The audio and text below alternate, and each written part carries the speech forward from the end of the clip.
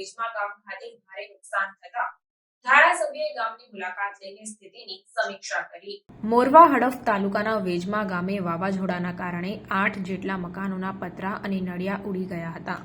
પવનના કારણે વેજમા ગામે ભારે નુકસાન થયું હતું। ત્યારે ઘટનાને પગલે મોરવા હડફના ધારાસભ્ય નિમિષાબેન સુથારે વેજમા ગામની મુલાકાત લઈને સ્થિતિની સમીક્ષા કરી હતી। પંચમહાલ જિલ્લાના મોરવા હડફ તાલુકાના વેજમા ગામે મંગળવારે રાત્રિના સમયે ભારે પવનના વાવાઝોડા સાથે આવેલા વરસાદને કારણે નુકસાન થયું હતું।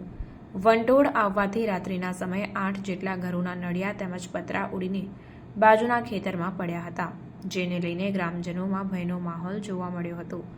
ઘટનાની જાણ થતાં જ મોરવા હડફના ધારાસભ્ય નિમિષાબેન સુથારે બુધવારે સવારે તાલુકા વિકાસ અધિકારી તેમજ સરપંચ અને તલાટીને સાથે રાખીને વેજમા ગામની મુલાકાત લીધી હતી। નિમિષાબેન સુથારે તમામ ઘરની મુલાકાત લઈને સ્થિતિની સમીક્ષા કરી હતી। વેજમા ગામે ફૂંકાયેલા વંટોળના કારણે ભગત ફળિયામાં આવેલા કેટલાક મકાનો પર વૃક્ષોની ડાળીઓ પડતા નુકસાન થયું હતું।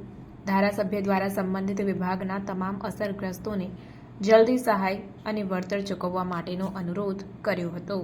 આજરોજ મોરવા હડફ તાલુકામાં વેજમા ગામમાં કાલ રાત્રે જે વાવાઝોડું સાથે વરસાદ આવ્યો, આ વાવાઝોડામાં વેજમા ગામના 7 થી 8 જેટલા મકાનોને નુકસાન થયું છે।